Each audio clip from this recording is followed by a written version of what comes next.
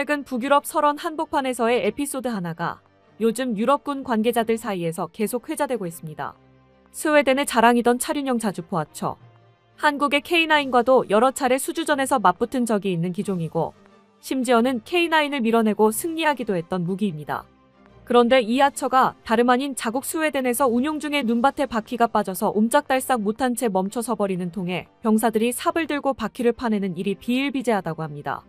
자국산 무기를 만드는 이유가 보통은 자국 환경에 최적화된 무기를 확보하기 위함일 텐데 아처가 뜻밖에도 이조차 달성하지 못하고 있다는 소식은 스웨덴은 물론 아처를 도입한 국가들한테도 충격이었습니다. 이 사건은 결국 생각보다 큰 눈덩이를 굴리기 시작했습니다. 스웨덴의 대표 일간지 다겐스 니에테르는 이 상황을 정면으로 다루면서 기사 제목을 아예 아처만으로는 부족하다. 육군은 궤도형 자주포를 사고 싶어 한다라고 박았습니다. 결국 스웨덴이 자국산 무기인 아처를 운용하기를 포기한다는 것입니다. 스웨덴 북부는 겨울이 되면 눈이 허리까지 쌓이고 얼어붙은 땅 위에 진창과 얼음이 섞인 지옥 같은 지형이 펼쳐집니다. 포신이 아무리 좋더라도 8쌍 바퀴 달린 트럭포는 이 환경에서 자유롭게 움직이기 어렵다는 게 현재 군의 판단입니다. 그래서 스웨덴 육군 참모총장 쪽에서 궤도형 자주포를 새로 40문 안팎 도입하자는 요구가 공식 안건으로 올라왔고 이 내용이 그대로 언론에 공개됐습니다. 흥미로운 건 스웨덴이 이 고민을 시작하자마자 스웨덴과 북유럽에서 동시에 튀어나온 이름이 있다는 점입니다. 바로 한국의 K9입니다. 그렇잖아도 최근 스웨덴은 한국이 매년 개최하고 있는 K9 유저 클럽 행사의 참관자 자격으로 나타났던 바 있습니다. 당시만 하더라도 스웨덴의 출연은 아처를 지니고 있는 국가에서 경쟁 자주포 기종에 대한 염탐을 온 것쯤으로 여겨졌습니다. 그런데 알고 보니 스웨덴은 자존심을 접고 K9을 도입하려 하고 있었던 것입니다. 북유럽에서 K9 이름이 처음 등장한 건 스웨덴이 아니라 노르웨이 때문이었습니다. 노르웨이는 몇 년 전 자국 설원에서 각국 자주포를 들여다놓고 혹한 테스트를 벌였죠. 그 결과 보고서에서 깊은 눈에서도 기동성이 유지되고 기술적 고장률이 낮았다며 가장 높은 점수를 받은 기종이 바로 K9이었습니다.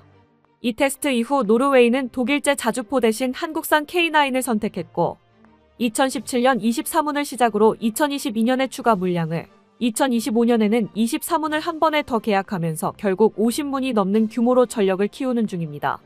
여기서 그치지 않고 노르웨이가 설원 시험 때 쌓은 데이터를 이웃 나라들과 공유하면서 북유럽 전체로 파장이 번졌습니다. 같은 혹한 환경을 가진 핀란드와 에스토니아가 연달아 K9을 도입하기로 한 것도 이때부터입니다. 지금은 노르웨이, 핀란드, 에스토니아가 모두 한국산 K9을 북극권 방위의 표준 화포처럼 쓰고 있습니다. 이런 상황에서 스웨덴이 아처만으로는 북부 방어가 불안하다며 궤도형 자주포 도입을 공식화했으니 자연스럽게 K9이 첫손에 꼽힐 수밖에 없습니다. 스웨덴 언론과 군 관계자 발언을 정리해보면 아처는 도로망이 잘 깔린 지역에서 치고 빠지는 기동타격용 포병으로 궤도형 자주포는 북부 설원처럼 도로가 끊기는 지역에서 버티는 화력 기둥으로 역할을 나누겠다는 그림이 보입니다. 스웨덴 주변 북유럽 국가들 상당수가 이미 K9을 운영 중이라는 점 역시 큰 이유였습니다. 바로 옆 노르웨이가 K9 비다르를, 핀란드는 K9 모우카리, 에스토니아는 K9 코우를 도입해 실전 배치했고 폴란드 역시 K9 차체를 기반으로 한 크라프와 직도입형 K9 PL을 수백 문 단위로 들여오고 있습니다. 스웨덴이 같은 기종을 고르면 포탄 재고, 부품, 정비 인력, 심지어 합동훈련까지 모두 묶어버릴 수 있기 때문에 북유럽 방위 협력 차원에서도 상당한 매력이 생깁니다. 결국 스웨덴 입장에서는 이미 우리 주변 동맹국들이 설원에서 써보고 검증까지 마친 궤도형 자주포가 있는데 여기서 또 새로운 시스템을 개발하거나 독일제 신형포를 새로 들여와서 추위 테스트를 처음부터 다시 할 이유가 있나 싶은 것입니다. 그래서 스웨덴 군 안팎에서는 아처는 남부에서 계속 쓰되 북부 전선용 궤도형 자주포는 K9이 가장 현실적인 선택지 아니냐는 관측에 힘을 얻고 있습니다. 이처럼 K9은 자국제 무기가 있는 나라에서마저 시장을 잠식하고 있는 모습인데요. 여러 방산 강국들이 떡하니 버티고 있는 유럽에서마저 최고의 인기를 구가하고 있는 상황입니다. 요즘 유럽에서 가장 핫한 또 다른 포병 사업은 스페인에서 벌어지고 있습니다. 스페인 국방부는 오래된 M109A5 자주포와 견인포들을 한 번에 갈아엎는 대규모 현대화 계획을 발표했는데요. 무려 214문의 자주포를 새로 도입하고 이 중 128문은 궤도형, 86문은 차륜형으로 구성하는 안을 확정했습니다. 예산 규모는 67억 유로, 우리 돈으로 약 10조 원에 달하는 초대형 프로젝트입니다. 여기서도 익숙한 장면이 다시 펼쳐집니다. 궤도형 자주포 부문에서 독일의 판처하우비츠 2000과 한국의 K9이 맞붙었는데 스페인 방산 전문 매체와 국내 보도를 종합해보면 현재 판세는 K9 쪽으로 크게 기울어 있는 것으로 알려져 있습니다. 스페인 최대 방산 기업 인드라가 주도하는 컨소시엄에서 K9 128문을 포함한 포병 패키지 도입을 전제로 사업 구도를 짜고 있다는 보도까지 나오면서 사실상 유럽 남서부에서도 K9이 유력한 선택지로 떠오른 상황입니다. 스페인의 선택이 중요한 이유는 숫자 때문만이 아닙니다.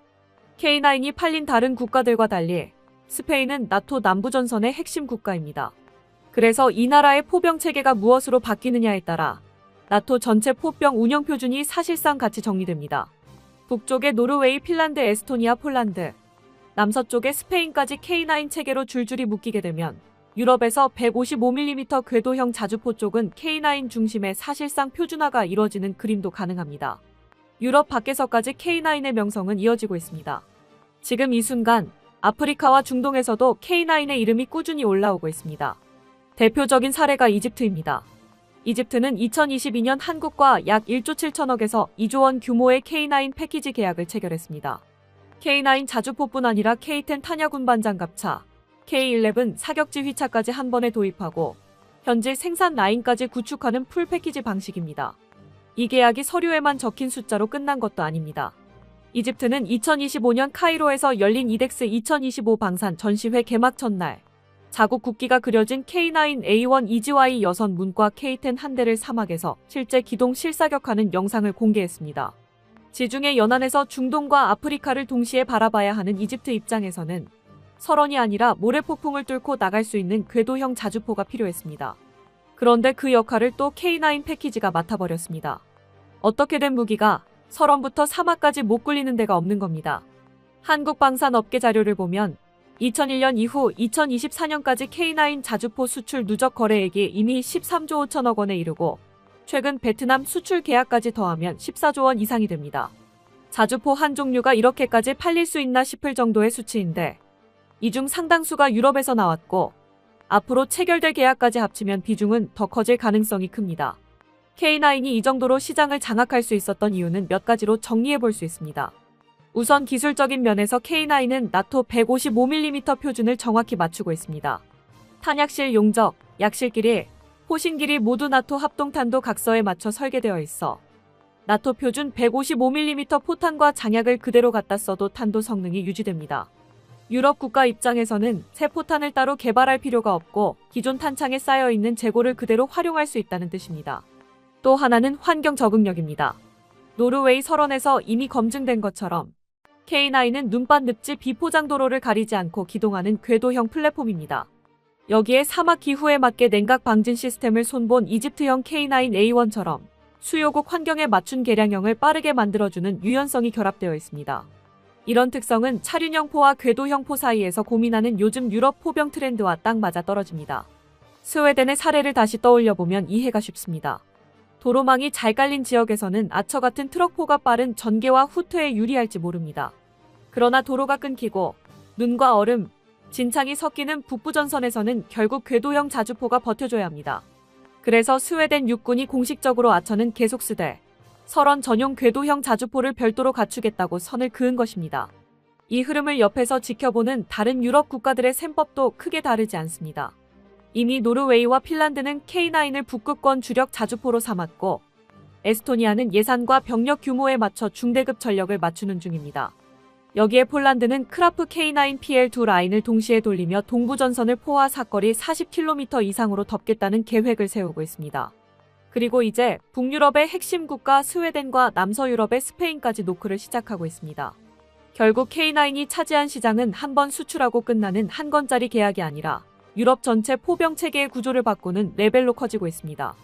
북유럽에서는 설원에서 굴리는 혹한형 표준, 남서유럽에서는 나토 남부전선을 담당하는 포병 주력, 중동과 아프리카에서는 사막과 해안을 동시에 커버하는 복합 전력으로 자리 잡는 모양새입니다. 한국 입장에서는 과거라면 상상도 못했던 시장을 손에 넣은 셈입니다. K9은 원래 한국군의 노후 K55를 대체하기 위해 만든 자주포였는데 지금은 유럽, 중동, 아시아를 가리지 않고 포병 시장의 기본값처럼 취급되고 있습니다. 이 과정에서 한국은 포 자체만 파는 게 아니라 탄약 운반차 사격지 휘차 정비 훈련 패키지까지 묶어서 수출하며 한 나라의 포병 체계 전체를 통째로 재설계해주는 역할까지 맡고 있습니다.